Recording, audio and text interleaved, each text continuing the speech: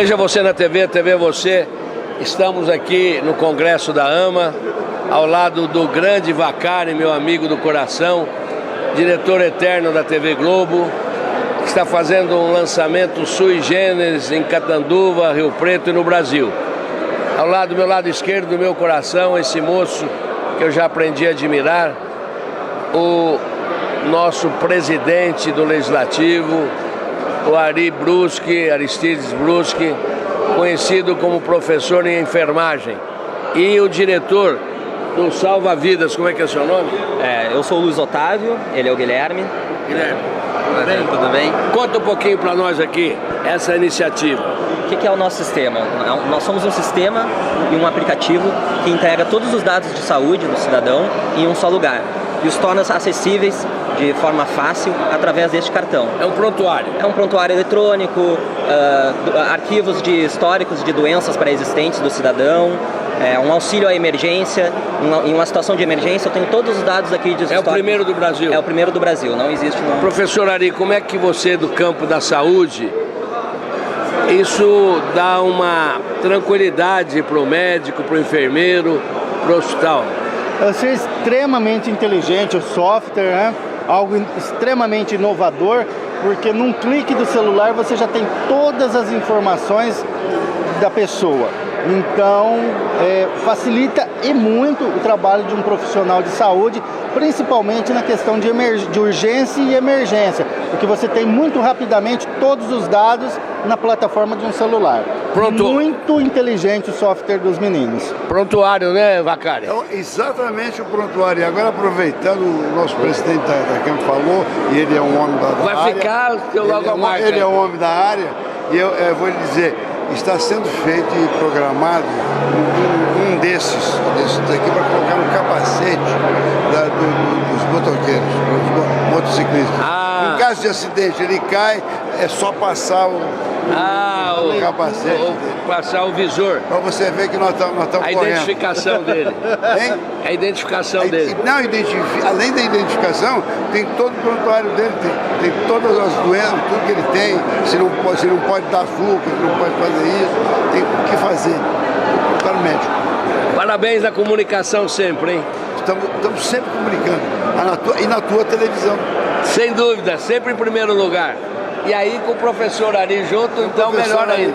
Isso. Aí, ó, mão dadas aí. Veja Você na TV, TV Você. O amor pela cidade. E esse amor me dá a oportunidade de passar a mão aqui, ó, nesse ombro feminino, municipalista. Doutora Tânia é médica. E além de ser médica, ela ocupa a prefeitura de Nova Granada, numa fase difícil nacional. Quantos anos foi médica? 35. 35 anos. Parece que é uma família de médicos. Família de médicos. Quantos? 6. 6. Papai foi histórico. Como é que é o nome dele? Juan Alejandro. É boliviano? Boliviano. Boliviano. Você nasceu no Brasil? Nasci no Brasil. Todos os filhos nasceram aqui? Não, meus dois irmãos nasceram na Bolívia. Dos filhos você é a mais nova, a mais velha, do meio? Eu sou a mais velha das mulheres. Quantas mulheres e quantos homens? 4 mulheres, 2 homens. Muito bem. Tem filhos? Tenho. Quantos? 3. Qual que é o seu time do coração? Meus meninos torcem pelo Corinthians. Eu sabia que além de ser simpática, são inteligentes os meninos, puxaram para a mãe. O marido faz o quê? Não, a minha menina torce pelo São Paulo. Ah, divide o procão. E o marido faz o quê? Meu ex-marido era fisioterapeuta. É fisioterapeuta. Meu ex-marido, né? Ah, tá. Antes só do que mal acompanhado. Escuta, Tânia. Nesse momento nacional difícil, você administra uma cidade. Pegou com dívida? Peguei com dívida. Acho que todos os municípios pegaram com dívida. Muita não. Por causa do nosso ganho, é considerável. Quantos por cento do orçamento? Mensal, com 70% do orçamento mensal. Quanto? 70% do orçamento mensal. A dívida? É, porque a gente está tirando mais ou menos na faixa dos 3 milhões e meio, 3.600 mensal, e eu peguei com uma dívida de 2 milhões e meio. Quanto? 2,5. Puxa vida. A folha de pagamento ocupa quanto da folha? Hoje em dia 49. Você diminuiu. Diminuiu um pouco. A melhor arrecadação sua é através do... Fundo de participação, acredita? Caiu? Caiu para o Brasil inteiro. Nós temos um problema, nós não temos indústria lá, assim, atuantes, grandes fontes de emprego. Geralmente, como por ser perto de São José do Rio Preto, é quase uma cidade dormitório. O pessoal mora em Nova Granada e trabalha em São José do Rio Preto. Nós estamos atrás disso, querendo viabilizar um outro distrito industrial, né, entrando em contato com algum pessoal de equipe, de empresas, para viabilizar mais empregos. Porque eu acredito no Brasil, por isso que eu entrei também, porque eu nunca fui nem em comício, eu não participava de política, é a minha primeira gestão. Você não participou de nada? Não. Não foi vereadora, nada? Como é que deu esse tchan aí? Porque eu acho que no Brasil inteiro estava com esse problema. Aconteceu algumas coisas na cidade, no setor de saúde, que é o meu setor, que eu achei que para mudar, às vezes não basta você ser secretário de saúde. Você tendo a caneta, você tem mais empenho nisso e você pode ver outras formas, você vê o problema como outros olhos, de outros ângulos. Então eu entrei pela saúde, mas eu descobri que havia muito mais coisas nisso, né? E eu comecei a andar a zona rural, ouvi que eles tinham problema de escoamento de produção, e aí nós começamos a ver as queixas deles, escolas municipais nos distritos fechadas, com crianças viajando. Nós vimos uma parte da educação que precisa ser revista, que nós estamos revendo e aumentando o número de professores, fazendo novos concursos. A parte de infraestrutura, por ser uma cidade um pouco antiga, você não vê tanto escoamento, tem planejamento de drenagem urbana, que é necessária. Então eu fui vendo tudo. E aí a gente começou a fazer muitas coisas. Melhoramos,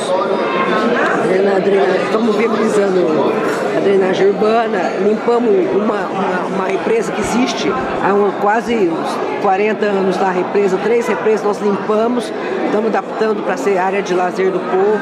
Então as pessoas estão muito contentes conosco, porque a gente estamos recapeando, fazendo operação tapa-buraco, já começamos nos bairros, estamos arrumando as calçadas, limpando a cidade, e eu acho que é muito importante isso. Nós não temos grandes ganhos, mas com licitações corretas, que as nossas licitações foram extremamente corretas, tanto é que a gente está fazendo um jornalzinho de prestação de contas para a população de 6 meses, a gente está conseguindo mostrar. A gente está conseguindo mostrar o empenho. Então, nós estamos até fazendo e está para ser publicado o nosso jornalzinho. Quando você procura aí na área de saúde, o que você já avançou? Equiparamos mais 2 PSF, fizemos licitação de remédios para poder atender toda a população. Você tem posto de saúde? Quantos habitantes em Nova Granada hoje? 20 mil. Você chegou a pensar em postinho de saúde nos bairros? Nós estamos fazendo PSF nos bairros. Sei. Olha aqui, você tem uma ideia de onde veio as licitações, a diferença. Gardenal, Veno Barbital, era comprada a 0,40 na gestão passada. Nós estamos comprando a 0,11. Nossa Senhora. Então aqui são as 3 vezes menos. O feijão a R$14. Nós estamos pagando 5,20. Então, isso daqui são comparativos de licitações. Aqui veio o nosso dinheiro. Aqui, apesar da gente não ter grande ganho, foi daqui que nós conseguimos tocar as obras. Então o Brasil, ele é possível. Tem que parar de falar que nós somos ruins, que nós somos isso, que nós somos perdedores. O Brasil é vencedor, o Brasil é inteligente, o Brasil é lindo, o Brasil é carinhoso. Você chegou a falar com o Michel Temer, já? Eu estou agendando uma entrevista com ele. Eu te e levo, com a Geraldo. é meu compadre. Nós vamos falar, porque eu acho que isso daí que tem que passar pro Brasil. Chega, gente, de tentar ser negativo. Chega de tentar ser negativo. A gente tem que ser positivo, sim. Eu estou mostrando um município pobre, sem grandes arrecadações, tá dando conta. A gente pode. O brasileiro é inteligentíssimo. Ele sobrevive. Vamos pensar positivo. Vamos pra frente. Quem que é essa moça aí do lado? Minha chefe de gabinete, minha assessora. Tem sensibilidade, hein? Como é que é seu nome? Prazer, Ana Cristina. Hein? Ana Cristina. Você nasceu em Nova Granada? Não, Onde? eu nasci, eu sou mineira, sou de Hein? Frutal. Onde? Eu sou de Frutal, Minas. Quanto tempo você está com a doutora Tânia? Há 30 anos eu a conheço. Eu conheço ela há poucos minutos e já estou apaixonado. Você viu? Ela é essa pessoa que você está vendo. Carismática. Ela é essa pessoa mesmo. E olha, eu vaticino. Nova Granada vai ser antes e depois da Tânia, porque ela não era política. Não, nunca foi no palácio. Eu também, eu não nada. gosto que me chame de político, eu gosto que me chame de homem público. Isso. Porque político brasileiro mente, promete, é corrupto. Eu gosto que me chame de homem público. E eu parabenizo Nova Granada pela felicidade da escolha. Não é por acaso que você está aí, aqui, eu aqui. Nós somos amigos, eu tinha um escritório na Paulista, no 12º, Bandeira de Melo no 11º, o Michel no 10º. Ele virou secretário da Segurança Pública, eu virei prefeito. E esse canal de televisão tem dado muito apoio a ele. Ele tem os seus defeitos, quem é que não os tem? Mas ele é muito bem intencionado. E eu quero ver se eu consigo antecipar a audiência com ela, porque ele precisa conhecer essa mulher, Precisa mesmo, sem dúvida. que é a mulher com M maiúsculo, né, Tânia? É verdade, ela vai fazer Muito diferença bem, ali. vai fazer diferença. Continua falando da saúde um pouco. Bom, nós temos uma Santa Casa que está fazendo uma reforma, graças ao colegas, deputados, a Renata Abreu, que ajudou a gente bastante também, e nós estamos fazendo reforma para capacitar mais, para atender toda a população. É uma Santa Casa, está em situação ruim? Tá? Todas as Santas Casas filantrópicas estão. Mas a gente está lutando por isso, a gente está pedindo empenho do pessoal. Vamos lutar, vamos trabalhar, porque eu acho que ali também, com essa nova gestão da Santa Casa, que é um outro pessoal que a gente conhece também, uma nova provedora, Assunção, o pessoal que está lá no administrativo, a Fátima, o pessoal que está lá, Edilberto, o pessoal, todo mundo ajudando, todos os médicos ajudando também do grupo clínico, nós estamos conseguindo fazer uma coisa, levantar para frente. E eu tenho a impressão que as filantrópicas, fazendo mais transparência também, fazendo mais coisas corretas também, como a nossa, estamos fazendo pouquinho a pouquinho, também vão reerguer, porque os hospitais e escolas só não dão conta do Brasil, os hospitais públicos. As filantrópicas têm um papel importante, elas remontam do tempo dos jesuítas, onde os nenês eram colocados naquelas rodas para doação, na Santa Casa de São Paulo. Sempre cuidado por freiras, por padres, pessoas que abnegaram das coisas materiais na vida. Então, a Santa Casa ela tem esse escopo sim lá no fundo. Nós vamos também ajudar tudo isso, nós estamos mexendo em tudo isso na nossa Santa Casa local. Eu acredito que também tem um papel disso tudo. E junto com um bom trabalho do PSF, que vai prevenir doença, que é esse o trabalho do médico de família, prevenir doença, diminuir a entrada em pronto-socorro, porque quanto mais prevenção você tiver, menos depois você tem que pagar na medicina mais cara, que é intervencionista, tá? Então a gente está lutando por tudo isso, está vendo tudo, limpando terrenos para não ter dengue, fazendo multas depois da segunda limpa. Nós estamos fazendo um trabalho toda a minha equipe, toda a equipe, ela é focada na cidade, toda a equipe é excelente, todas as áreas, todo mundo, eu só tenho a agradecer. Eu acho que é isso, é valorização da pessoa. Na minha cidade, todo mundo voltou a ter orgulho de ser granadense. O brasileiro tem que voltar a ter orgulho de ser brasileiro. Isso. Não é difícil. Não é difícil, tem que acreditar. A palavra esperança é uma palavra que contagia, inclusive, esse lado feminino de ser, esse lado de médica, esse lado de esculápia. Eu, como tenho uma filha médica, Maria Laura, que também começou como ginecologista e obstetra, e hoje ela está com médica especialidade do trabalho. Ela também tem uma força espiritual muito forte, que se chama o ideal de vida, ideal de servir. Eu tenho um livro de direito, vou lhe dar de presente, tem uma página que diz o caráter e a sua profissão. Antes de tudo, o ideal de vida, para depois você oferecer para o ideal de vida. Tudo vem por acréscimo.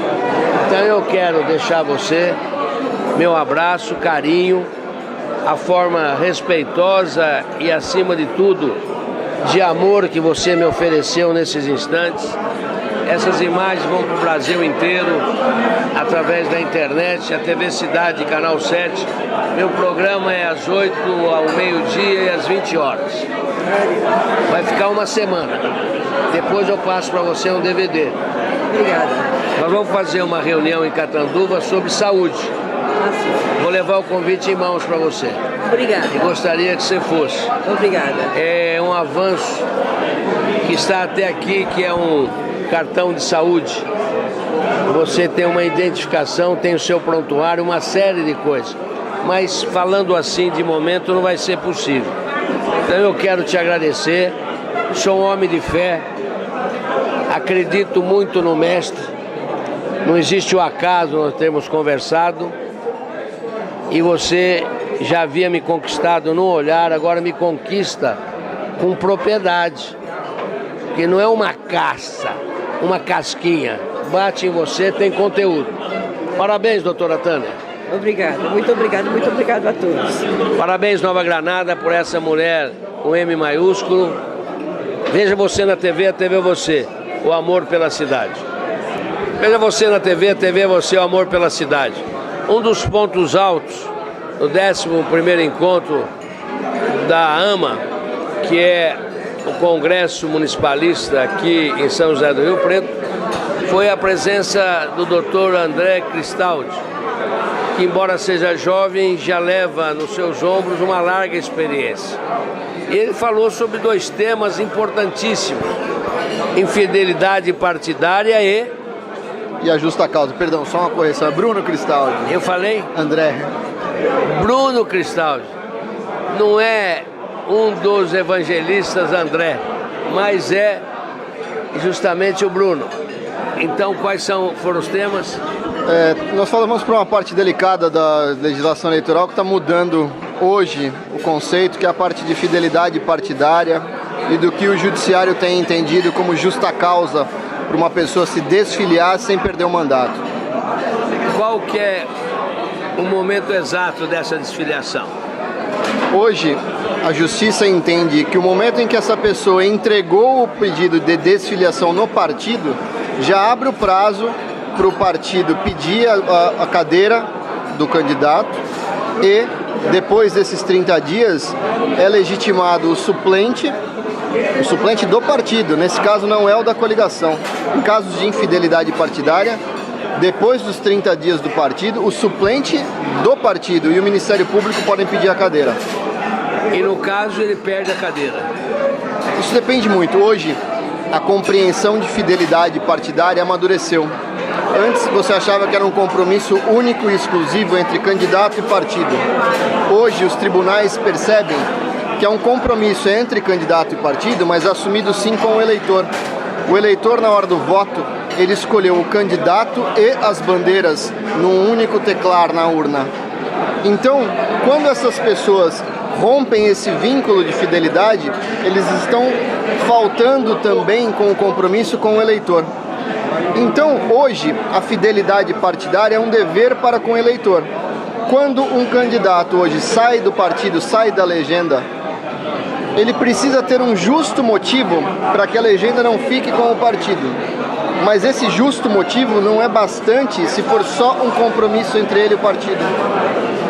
Tem que sim haver um motivo justificado e uma previsão legal seja por uma discriminação pessoal, seja por uma mudança drástica de entendimento do partido sobre um tema muito relevante. Essa mudança justificada faz com que a pessoa mude de sigla, mas não perca o mandato eletivo, leve consigo o mandato. Nos outros casos, a regra é: o mandato é do partido. Muito bem. Qual é o prazo, em razão da próxima eleição, para ele ter o direito de se transferir em partido sem perder a sua função e a sua filiação? Nós tivemos recentemente uma emenda constitucional, ano passado, que abriu uma janela que servia para todo mundo. Durante 30 dias da promulgação, houve a dança das cadeiras. Essa janela da emenda constitucional é muito confundida com a janela legal. Nós não temos mais a janela da emenda constitucional. O que nós temos é que no artigo 22A da Lei dos Partidos Políticos, a mini-reforma eleitoral de 2015 trouxe o inciso 3. No inciso 3 ele coloca que naqueles 30 dias que antecedem a data limite, para a filiação partidária, o candidato, o mandatário, que estiver no último ano de mandato e for concorrer às eleições, ele pode usar esses 30 dias para mudar de partido sem perder a cadeira. O que isso implica? Por exemplo, nesse ano que vem agora nós vamos ter eleições gerais. O vereador não concorre. O vereador não pode aproveitar essa janela legal. Se ele muda nessa janela legal, ele não está protegido. Em compensação, um candidato a deputado que naquele mês de março... Governador, por exemplo. O governador ele ainda tem uma peculiaridade. Recentemente, o Tribunal Superior Eleitoral entendeu que a fidelidade partidária e a infidelidade partidária não causam perda de mandato dos candidatos majoritários. Quando eu digo majoritários, não são só prefeito, governador e presidente, mas também os senadores, que é um cargo majoritário, é uma eleição majoritária. Esses podem sair do partido sem perder o mandato. Para eles não se aplica a infidelidade. Atualmente, no Congresso Nacional, está em votação uma pequena reforma eleitoral. E a tendência dessa reforma é alterar e enrijecer o Instituto da Fidelidade Partidária para passar a alcançar os candidatos majoritários, os chefes do Executivo. Até então, o prefeito mudava de partido, independente do motivo, ele levava consigo o mandato. Agora, essa janela que vem, se for o último ano do exercício do mandato, e aproveitado esses 30 dias, que agora, como você tem 6 meses necessários de filiação, então do 7º mês antes da eleição até o 6º mês antes da eleição, 30 dias que vão cair por volta do mês de março, esses 30 dias, todo mundo que estiver no último ano e for concorrer a esse pleito pode trocar de partido com justa causa, sem o risco de perder mandato. Os deputados, nesse caso, é a mesma coisa. 6 meses antes para 7 meses, 30 dias, ele pode alterar a sigla partidária. Exatamente, ele aproveita a janela legal da lei dos partidos políticos. Sem ser essa medida provisória, né? Sem ser essa alteração. Sem ser a emenda constitucional. Normalmente hoje a lei, para aqueles que nos estão vendo, são 6 meses antes para 7 meses, 30 dias ele pode mudar. Exatamente, se ele for concorrer ao pleito e se for o último ano do mandato dele. E se não for o último ano do mandato? Esse caso não se aplica a janela para ele. Ele vai ter que buscar um dos outros casos de justa causa. Algumas pessoas...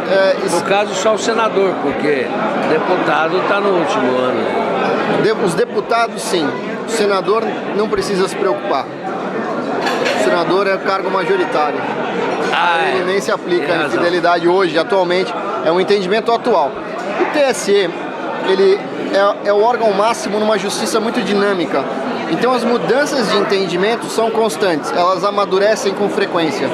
Então os temas que não são explícitos na lei, como por exemplo, se perde ou não um mandato ou cargo majoritário, eles estão sempre sujeitos a uma mudança de entendimento, principalmente em direito eleitoral, que é muito dinâmico.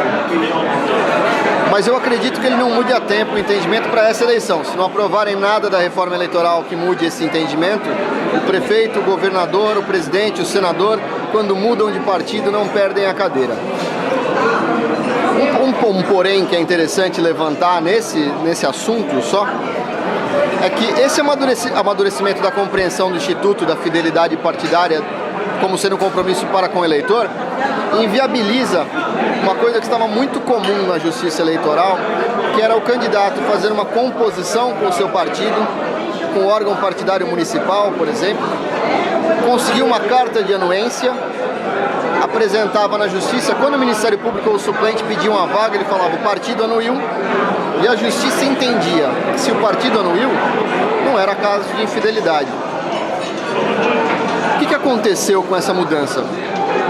A partir do momento que essa mudança, que entendeu-se que é um compromisso também com o eleitor, não adianta compor só duas das partes. O partido combinar com o candidato, porque o mandato conferido pelo povo não pode ser negociado. Então, além da carta reconhecendo justa causa, reconhecendo discriminação, há também de existir outras provas que comprovem uma das justas causas, como, por exemplo, a discriminação pessoal. Então, hoje, o documento que o partido expede precisa, além de reconhecer expressamente uma discriminação pessoal, precisa estar acompanhado ou poderem ser apresentados documentos que mostrem a drástica mudança no entendimento sobre um tema relevante, a grave discriminação política pessoal. Só a carta hoje em dia é um risco para o candidato. Muito bem. Teu escritório é onde mesmo? Ele fica na rua Alvarenga, número 184. É no Jardim Guedala, é uma sub-região do Morumbi. É casa ou prédio? É uma casa de esquina. Ela fica entre o Palácio do Governo e... É uma região do Morumbi que fica entre a Avenida Morato e a Avenida Morumbi. É de fácil localização. Vocês são em quantos no escritório? Atualmente em 6, e nós estamos com uma filial sendo aberta aqui na região de São José do Rio Preto, junto com o Dr. Braga, e uma filial que está sendo aberta em Brasília. Então, ao todo são 3 filiais. A sede principal fica no Jardim Guedala, em São Paulo. Como é que é seu nome inteiro? Bruno Cristaldi Costa de Matos. O nome comum é Bruno Cristaldi. Costa de Matos é o nome de origem. Tenho descendência portuguesa e italiana. Muito bem. O outro tema qual foi? O meu sócio, que é o Marcelo Delmanto, falou de um dos temas de direito administrativo. Ele pertence ao escritório? O escritório chama-se Delmanto e Cristaldi. Cristaldi da minha parte, Delmanto da parte dele. E na palestra que ele falou hoje, ele falou de um tema que é muito complicado para o administrador público. Normalmente ele assume a prefeitura com uma série de TACs, que são heranças de gestões passadas. O prefeito anterior, para se ver livre de uma eventual ação de improbidade administrativa ou até para prejudicar a gestão seguinte, ele assina nos últimos meses, todos os TACs do Ministério Público. Muitos deles chegam para o prefeito atual de maneira impossível de serem cumpridos. E se tinha uma cultura até então que o TAC, por tratar de um direito indisponível, o Ministério Público não poderia negociar os termos de um TAC, não se entrava nunca na justiça contra eles. E os TACs são sim renegociáveis. Não que o objeto principal dele, que é um direito indisponível, possa ser simplesmente elidido, esquecido. Mas as condições que foram acordadas eram de um momento. Quando a prefeitura vem e tem um outro momento, todas as obrigações acessórias, o prazo, a forma, o percentual, ou às vezes até a aplicabilidade ou não do TAC, tem que passar por uma nova avaliação. Nós tivemos casos de alguns dos municípios que tiveram uma mudança de legislação tributária que foi aplicada no calar da noite a toque de caixa, onde alguns municípios perderam 40% da arrecadação devido à mudança na legislação de ISS. Esses municípios, por exemplo, eles têm toda a base para uma mudança financeira superveniente ser apontada num processo judicial para renegociar qualquer TAC que dependia de custo, que dependia de dinheiro público. TACs ambientais podem ser mudados com novas tecnologias, com uma nova avaliação de cenário ambiental e assim por diante. Tem que se desconstruir essa imagem do TAC ser inatingível e que não pode ser negociado novamente em nenhum dos pontos. Ele pode ser negociado sim, tanto com o Ministério Público administrativamente, quanto em juízo, por questões supervenientes e às vezes por um vício, às vezes até dolos malos do gestor anterior, que viciam a própria natureza do acordo, que é de fato inaplicável e foi assinado por porque a pessoa iria se desvencilhar das suas obrigações como administrador. Então, às vezes, nós temos táxis que vieram se arrastando de 8 gestões, todas elas entendendo como inaplicável, e de repente o último prefeito, no último ano, assina todos os táxis e deixa uma herança maldita para o gestor atual. Esse TAC ele tem que ser combatido na justiça. O Ministério Público tem uma função exemplar na sociedade, mas ele não tem essa postura intocável que se pinta na mídia. Ele deve agir sim, mas dentro de um bom senso jurídico, dentro de uma regularidade e respeitando, mais do que tudo, o compromisso da administração com o munícipe, que não pode ser prejudicado simplesmente por um TAC de uma gestão passada que não observou a condição atual do município. Esse setor eleitoral que você abraçou, meu caro Bruno, nasceu de onde? Olha, eu gosto muito de citar como os bandeirantes aqui do direito eleitoral. É lógico que tiveram algumas pessoas que vieram antes. Eu admiro o Dr. Tito Costa, que professor. ainda hoje milita e sustenta no Tribunal Regional. 92 anos. Lúcido, extremamente essa lúcido, semana. Ponderado, brilhante.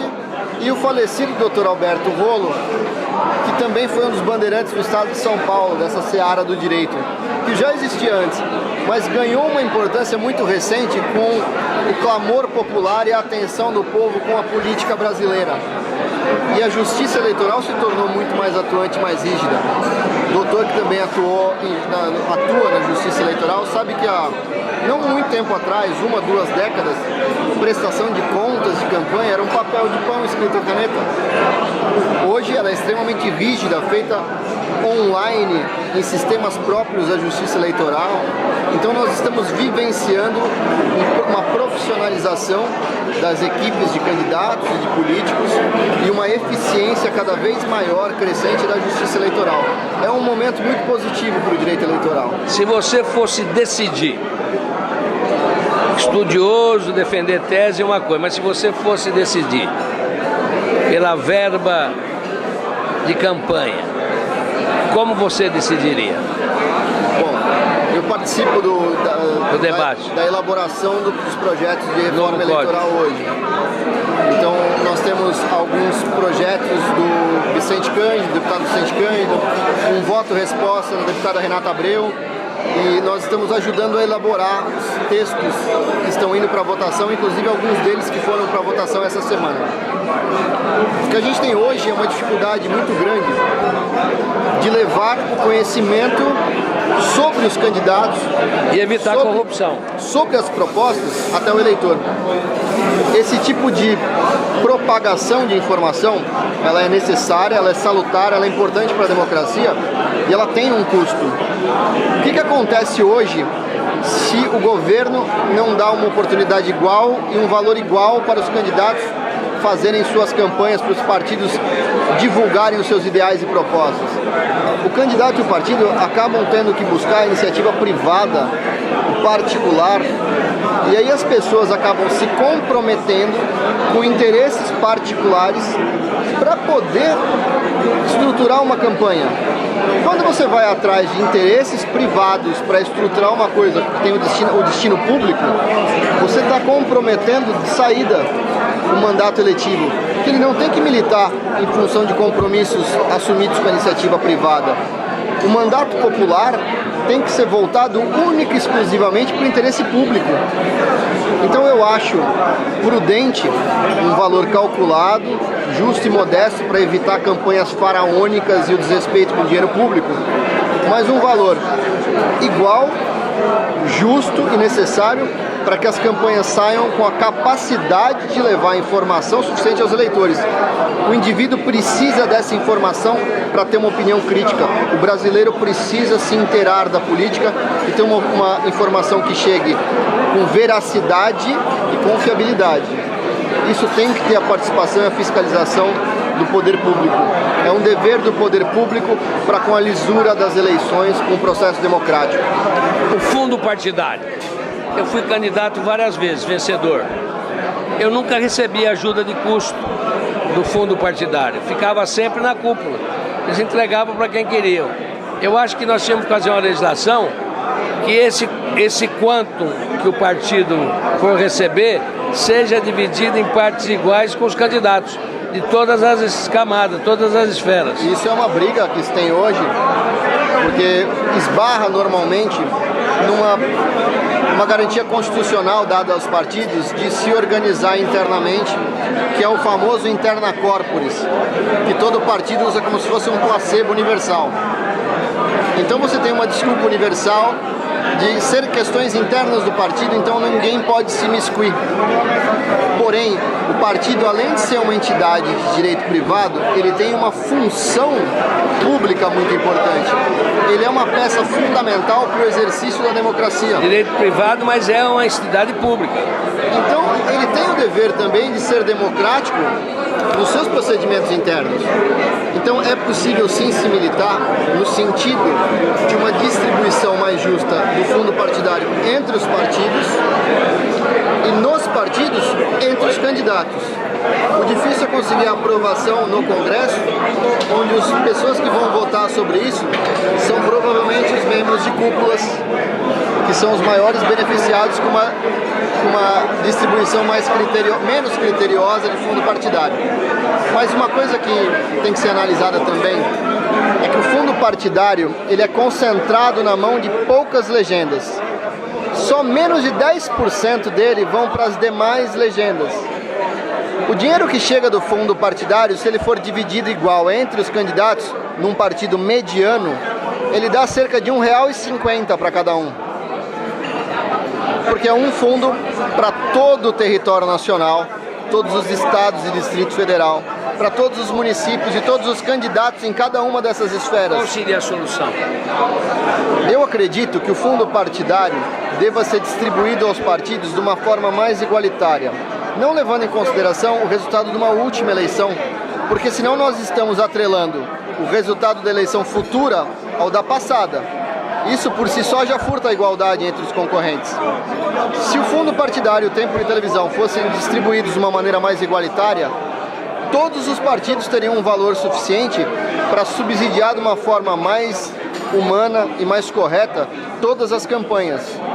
E não, como foi dito, concentrar a maior parte no topo da pirâmide. Eu também sou contra essa distribuição desigual, mas eu entendo que a maioria das legendas fica refém de uma distribuição totalmente arbitrária de fundo partidário. Muito bem. Nós agradecemos à Associação Paulista dos Municípios, a FUVESP, Associação Paulista dos Municípios, na pessoa do Cruz, do Carlinhos Cruz, da UVESP, na pessoa do Miziara, da AMA, enfim, da Camurca. Esse encontro 11º nos trouxe o Dr. Bruno. Sua mensagem à coletividade da região e a todos os quadrantes do estado de São Paulo através da internet. YouTube. Eu sou uma pessoa suspeita para falar do interior de São Paulo, que eu acho uma das regiões, além de uma das regiões mais bonitas do estado. Eu sou de São Paulo, da capital, e tomei conhecimento do interior já depois da adolescência, mas o crescimento dessa região é algo espantoso, é algo que se não verifica em outras regiões. É muito rara uma região que tenha uma perspectiva tão positiva de força de crescimento, não só político, mas de desenvolvimento. Então, nós inclusive nós tínhamos a possibilidade de crescer o escritório com uma sede em outro estado. Nós temos bastante clientes em Florianópolis, em Santa Catarina, em Minas Gerais. Nós preferimos crescer uma extensão do escritório para o interior de São Paulo antes de ir para outro estado, porque nós, de fato, acreditamos no potencial dessa região. Então, eu só tenho a agradecer todos os organizadores desse evento maravilhoso, principalmente pelo convite, e me colocar à disposição de quantas vezes esse evento voltar a ocorrer, todas elas eu vou estar incondicionalmente à disposição. Sua mensagem à TV Cidade, Canal 7. Parabéns pelo trabalho e obrigado pela cobertura e pela oportunidade. Espero encontrá-los novamente nos próximos eventos da AMA. Grande Dr. Bruno, veja você na TV, a TV você, o amor pela cidade. Alô, José Alfredo, nós estamos aqui com ele, a voz do rádio, Roberto Toledo. Bem-vindo, Roberto. Alô, Zezinho, como é que vai você? Tá bom?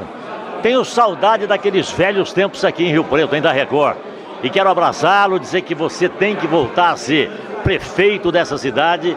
E estou torcendo não só pelo seu talento, mas acima de tudo pela sua capacidade. Lembra daquelas brigas do diretório da Faculdade de Direito aqui?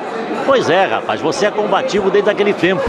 Então não para, continua esse cara ligado em Catanduva, porque você vai voltar. Um grande abraço.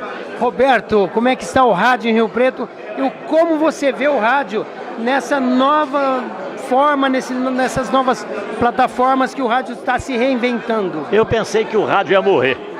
Quando aconteceu o fato de nós enveredarmos pela rede social, o rádio ganhou uma força que é fantástica.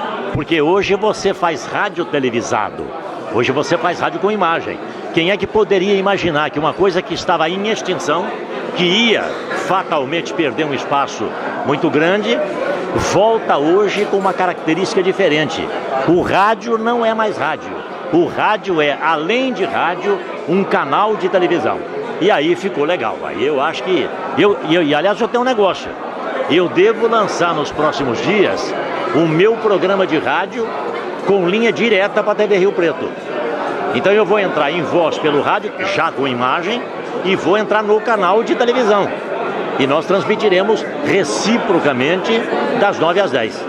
Muito legal, é o rádio se reinventando e não dá para falar de rádio em Rio Preto sem falar de Roberto Toledo, obrigado, que é considerado a voz do rádio. Muito obrigado, um grande abraço a vocês todos.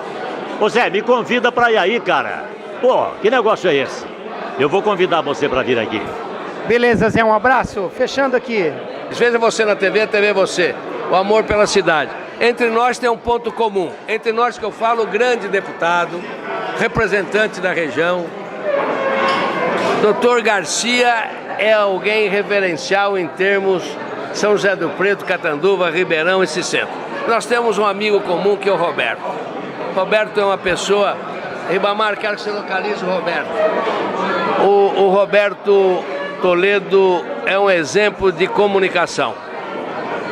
Meu caro deputado, vai ser candidato a governador ou vice-governador? Olha, Zé Alfredo, primeiro é um prazer estar conversando com você, com a população de Catanduva, junto com o nosso amigo comum, Roberto Toledo, né? Eu brinco que se nós tivéssemos a voz do Roberto Toledo, nós iríamos mais longe. Tá certinho. Né? Que é um grande comunicador, referência aqui na nossa região. Hoje, como um dia especial aqui na AMA, né? Na Associação dos Municípios, você tem coberto aqui a questão do nosso evento regional, o nosso 11º Congresso, né? E vamos aguardar agora o ano que vem o que vai acontecer com a política brasileira. Você é um homem experiente, sabe que as mudanças estão ocorrendo muito rápido no Brasil. Então vamos aguardar o que vai nos esperar em 2018. Nós temos uma história comum, que é o municipalismo. E a Associação Paulista dos Municípios, APM, pouca gente sabe, foi fundada em Catanduva, em 1946. Até quero que você sempre lembre disso, que o municipalismo está no seu coração e no sangue.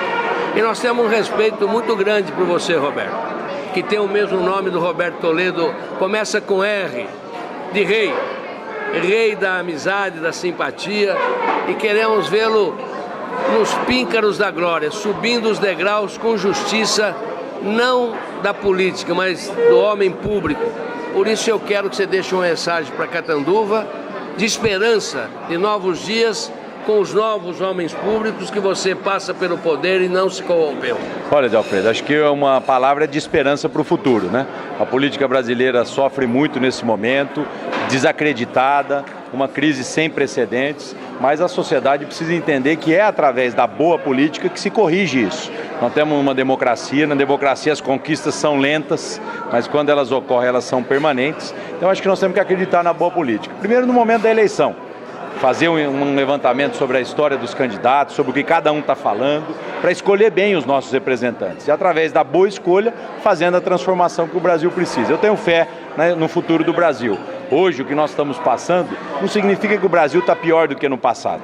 Significa que as coisas estão mais expostas, que as coisas estão mais transparentes e nós precisamos combater aquilo que é ruim e enaltecer aquilo que é bom. Tem muita gente boa na política brasileira, que precisa ser valorizada. E aqueles que não merecem a confiança precisam, pelo voto, perder as eleições para que a gente possa oxigenar a classe política. Roberto de Toledo já passou por vários escalões, passou por vários prefeitos, tem um conteúdo espiritual de comunicação muito grande, é um irmão que eu respeito de muitos anos e tem uma palavra de amor para o Roberto Garcia. É companheiro de luta, o Rodrigo Garcia, é R também. Eu queria que você, com o Roberto Toledo, pudesse ao Rodrigo Garcia dar uma palavra de filosofia de homem público. Eu já fiz uma saudação para você no seu programa. Sim.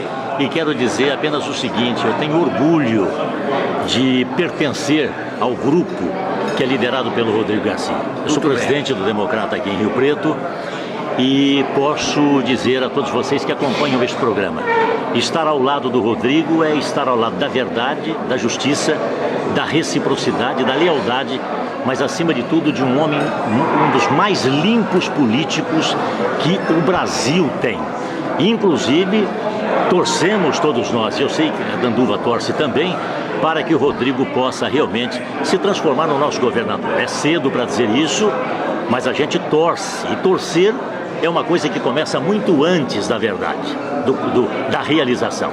Rodrigo, essa é a nossa vontade. Muito bem, essa entrevista fica histórica, fica já para a campanha, porque você acabou de falar da sua convivência, mas o Rodrigo tem uma coisa muito forte, a aura dele. Você vê que a aura dele é transparente, a fisionomia dele é realmente limpa, e isso ajuda muito, Rodrigo. Vamos aguardar qual a luta que vai ser escolhida o ano que vem, né, Zé Alfredo? Como eu disse, acho que a política está passando por uma renovação, está passando por uma oxigenação e no momento certo, acho que nós vamos ter uma campanha mais sincera, menos hipócrita, uma campanha com custo reduzido, onde vai valer muito mais a história dos candidatos, os seus propósitos do que a marketagem, né? E é isso que eu espero para 2018, um país melhor que saia das urnas. E o municipalismo nos traz o Rodrigo nesse dia aqui no 11º Congresso, ao lado dessa filosofia de vida, de comunicação, que é o Roberto Toledo. Então deixo aqui minha esperança de melhores dias. E deixo a você, Rodrigo, a certeza de que Catanduva o conhece bem pelo que você tem feito, principalmente no lado social, o nosso reconhecimento e a nossa gratidão. Muito obrigado, Zé Alfredo. Um abraço a você e a toda a população de Catanduva. Veja você na TV, a TV é você, o amor pela cidade.